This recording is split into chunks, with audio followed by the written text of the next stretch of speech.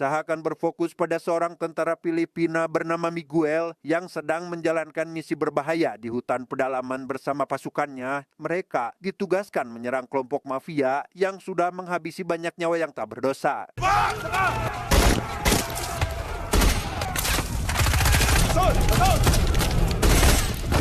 Sama seperti kabar yang beredar, kelompok mafia ini rupanya benar-benar sangat kejam dan tak segan menghabisi para tentara dengan brutal, yang karena jumlah pasukan jauh lebih sedikit dari mafia itu, tim Miguel pun akhirnya tumbang satu persatu dan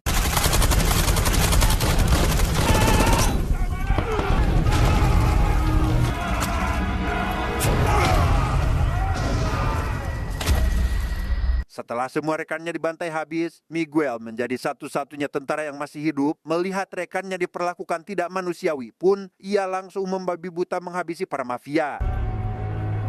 Sa ngalan ni Papa Sagrada!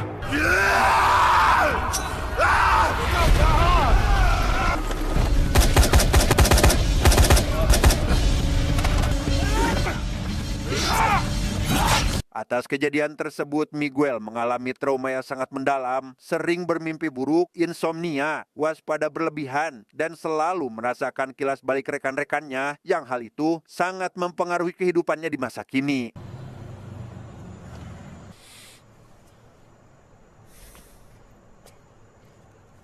Sebagai satu-satunya tentara yang masih hidup, hal itu membuat keluarga dari rekannya yang gugur malah menyalahkan Miguel atas insiden ini. Terbukti saat ia mencoba mendatangi istri dari sahabatnya untuk bersilaturahmi, yang langsung mengusir Miguel saat itu juga.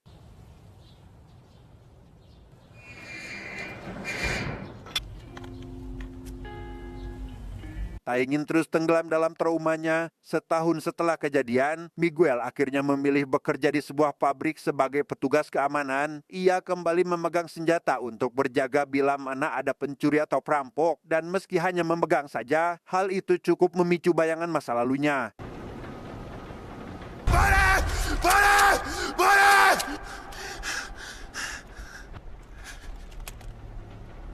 Di tempat lain, kita diperkenalkan dengan seorang wanita bernama Weng terlihat sedang berusaha menyelamatkan adiknya bernama Bogs. Setelah ketahuan mencuri dan memakai barang haram yang seharusnya ia antar, Weng harus turun langsung menghadapi para bandar demi menanggung kesalahan adiknya itu.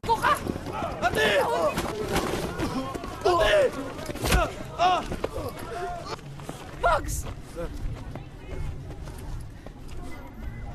Sindikat itu akhirnya melepaskan Weng dan Bogs dengan syarat harus menjadi kurir barang haram di keesokan harinya. Begitu menjauh, Weng langsung memarahi Bogs mengapa ia bisa terlibat dengan orang-orang berbahaya seperti itu. Di habang buhay nasa tabi mo ko, Bogs. Gago ka, ayusin mo yung buhay mo. Weng dan si adik tinggal bersama ibu mereka yang diketahui sedang sakit-sakitan. Sang ibu sama sekali tidak tahu jika kedua anaknya kini terlibat urusan berbahaya. Bogs bahkan membawa sebuah senjata untuk sebagai alat berjaga diri.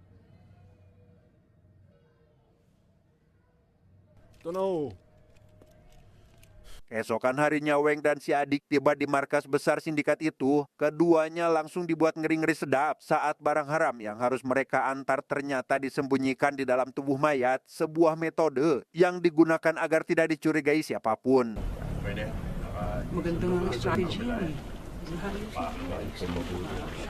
Tak lama, Weng dan si adik dikejutkan oleh kedatangan polisi anti narkoba di bawah pimpinan kapten bernama Romero. Rupanya sindikat itu biasa diloloskan karena rutin membayar uang perlindungan. Namun karena akhir-akhir ini setoran menurun, mereka pun akhirnya memilih untuk menyerbu markas sehingga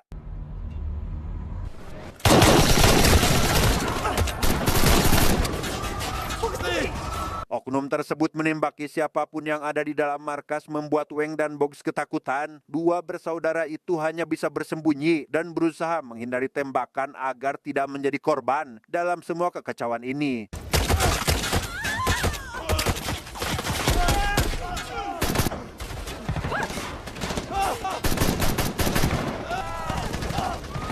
Beruntung, Weng dan Bogs berhasil melarikan diri dari tempat itu. Namun meski begitu, mereka tidak akan dibiarkan begitu saja karena para oknum takut Weng atau Bogs membocorkan hubungan para oknum polisi dengan sindikat narkoba pada pihak lain.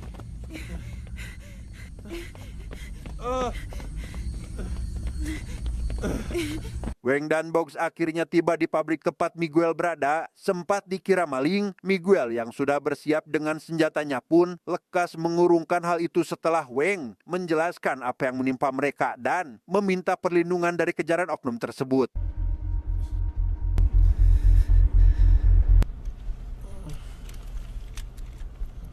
Di TKP datang seorang kolonel oknum anti narkoba, kita panggil saja si kolonel. Mendengar dua orang berhasil lolos, ia pun meminta Romero untuk menyisir seluruh area sebelum dua buronan itu menjauh dan membocorkan keterlibatan mereka dengan sindikat kepada pihak lain. Magkapsalong kampante.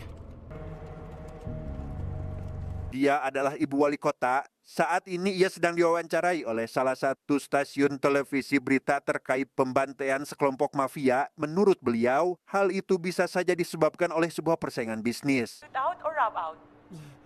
Ilang beses ko ba namang sasabihin? Dalam siaran televisi, ibu wali kota memberikan keterangan bahwa ia belum mengetahui sepenuhnya latar belakang dari aksi pembantaian ini. Ia menganggap jika semua ini adalah persaingan bisnis dari dua kubu mafia yang akhirnya dihentikan oleh polisi, sehingga ia akan memastikan jika polisi itu tidak terlibat. Mo ang magkakalaban sa negosyo ng droga. Kebetulan siaran itu dilihat oleh Miguel yang membuatnya curiga jika Weng dan Box pun berasal dari kelompok tersebut, sehingga Miguel pun meminta penjelasan tentang apa yang sebenarnya terjadi kepada mereka ini.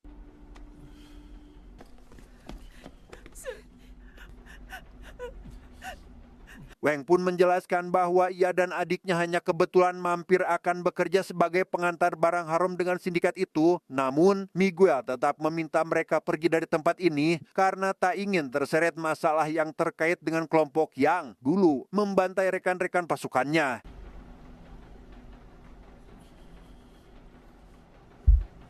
Ketika Miguel hendak mengantar mereka pergi, datang para oknum polisi ke area pabrik mengaku sedang menjalankan tugas untuk menangkap dua sindikat yaitu Weng dan Box untuk dihukum. Weng menegaskan jika oknum tersebut pasti akan menghabisi mereka sehingga memohon agar Miguel bisa melindungi ia dan adiknya.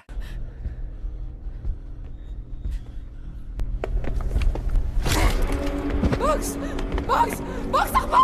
Dan ya, Miguel tiba-tiba diserang hingga membuat Weng dan Box berhasil ditangkap. Melihat Box dihabisi di depan matanya, Miguel kembali terseret ke kilas balik traumatis saat rekan-rekannya dibantai sehingga... Ayok kayo!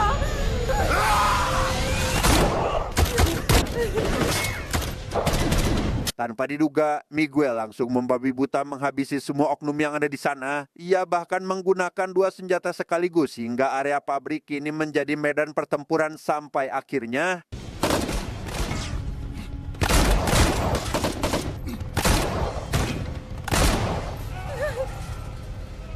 berhasil menyelamatkan Weng. Miguel kembali melanjutkan serangannya kepada mereka. Ia meminta Weng bersembunyi seaman mungkin, sementara ia akan menahan serangan demi serangan yang semakin brutal.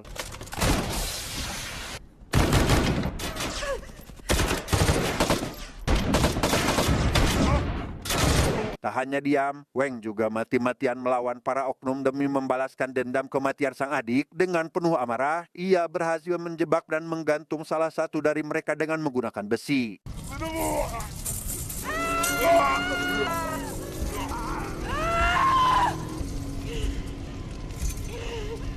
Saat situasi mulai mereda, Weng melampiaskan amarahnya kepada orang yang telah menghabisi sang adik. Melihat hal itu, Miguel langsung menahannya dan meminta agar Weng menghemat tenaga karena ia yakin jika pertarungan mereka belum berakhir. Ubusin lakas mo, may gera pa tayong harap eh. Pada kesempatan itu, Miguel menceritakan bagaimana sindikat itu menyerang seluruh pasukannya di masa lalu, menghabisi semua rekan-rekannya tepat di depan matanya sendiri, di mana semua itu membuatnya trauma berkepanjangan.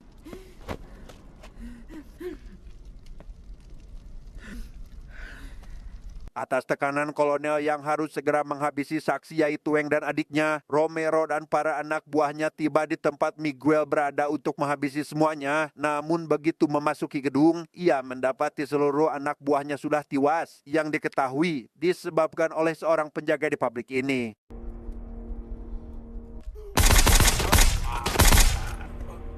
Mendengar suara tembakan lagi, Miguel segera membawa Weng melarikan diri dari tempat itu demi keselamatan, sementara Romero masih mencari keberadaan mereka ke segala penjuru pabrik.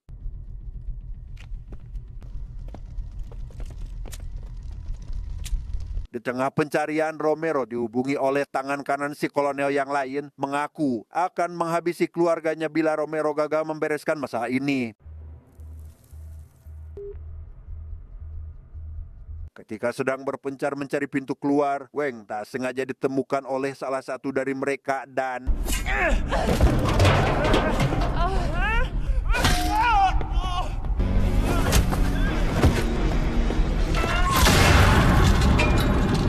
selain Weng, Miguel juga harus menghadapi serangan demi serangan. Namun meski berhasil menghabisi sebagian besar dari mereka, Miguel hanyalah manusia biasa yang pada akhirnya kelelahan akibat serangan yang tiada henti.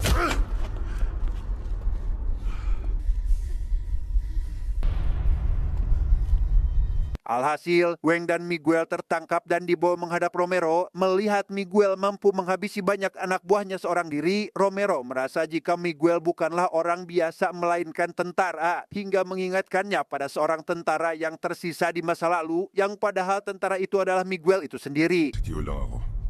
Pantay-pantay na. Wala nang ranggo. Tak lama, Romero mendapat panggilan kembali dari tangan kanan si kolonel yang memberitahu jika ia sudah di depan rumahnya, meminta agar segera membereskan semua itu jika ingin istrinya baik-baik saja. Sehingga dari sanalah Romero sadar ada seorang pengkhianat karena tak seorang pun yang mengetahui alamat rumahnya terkecuali rekannya sendiri. Patayin mo si Akinta kundi pasasabugin ko tong ulo ng babae to. Sigurado ka ba darating na si Sarkon? Ang inasubukan nyo lang. Putang, tinuluyan nga. Dan ya, atas perintah Romero, Miguel langsung menghabisi si pengkhianat itu, yang mana membuat beberapa anggota lain kaget dan khawatir karena si pengkhianat tersebut diketahui dekat dengan si kolonel, sehingga keputusan Romero tersebut bisa memicu perang antar sesama dan membuat situasi semakin kacau.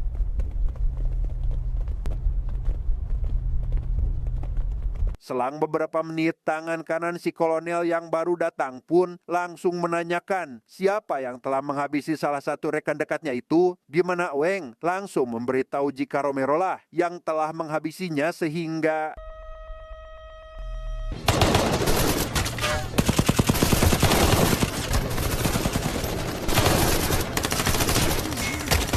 alhasil, mereka semua terpecah menjadi dua kubu karena sebenarnya Romero pun sudah begitu muak dengan si kolonel yang selalu menganggap semua bisa dibereskan dengan cara dihabisi. Ia langsung membabi buta demi agar cepat pulang dan melihat kondisi anak istrinya di rumah.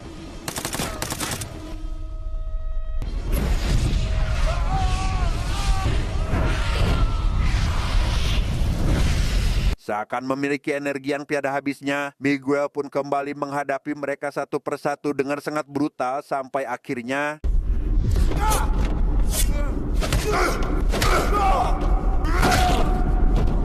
ya, tanpa belas kasihan sedikit pun, Miguel menghabisi mereka dengan brutal, sama halnya seperti yang mereka lakukan kepada rekan-rekannya di masa lalu, dan kini ia takkan membiarkan lagi sindikat tersebut menguasai seluruh daerah ini. Di tengah kekacauan itu, Weng yang memanfaatkan situasi untuk kabur pun justru ditemukan oleh salah satu dari mereka yang langsung melakukan hal tak senonoh dan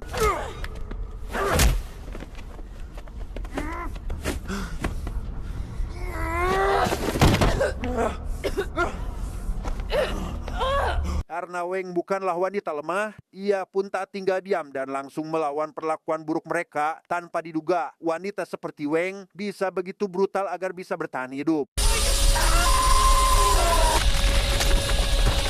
Selesai dengan itu, Weng lekas mendekati jasad sang adik yang sudah tak bernyawa. Ia dihantui penyesalan karena menuruti permintaan sindikat ini beberapa hari lalu, sebuah keputusan yang kini membuatnya berbeda alam dengan sang adik.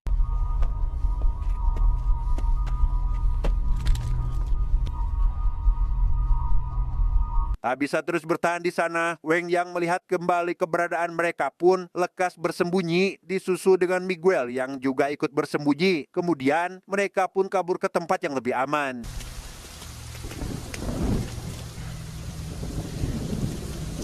Luar biasanya, Miguel dan Weng berhasil menghabisi sebagian besar oknum tersebut dan hanya menyisakan satu orang yang masih bertahan. Mereka yang sedang bersembunyi pun akhirnya sepakat untuk segera mengakhiri semua ini demi membalaskan dendam atas kematian orang-orang terdekat mereka.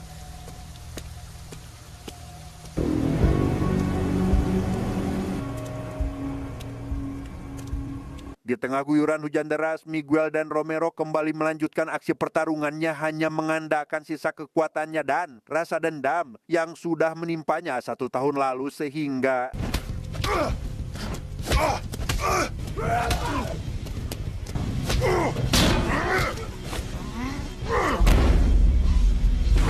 ya, karena keduanya merupakan prajurit yang sama-sama terlatih, membuat mereka memiliki kemampuan bertarung yang seimbang dan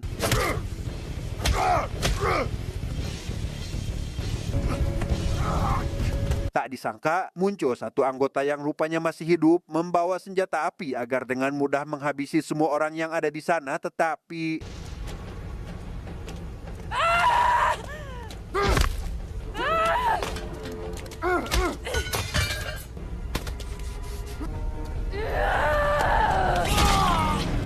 Weng yang sengaja tadi hanya menonton pun akhirnya berhasil menghabisi si anggota yang membawa senjata api tersebut, kemudian membantu Miguel dalam menghabisi Romero sampai maut, menyelesaikan seluruh dendam mereka masing-masing.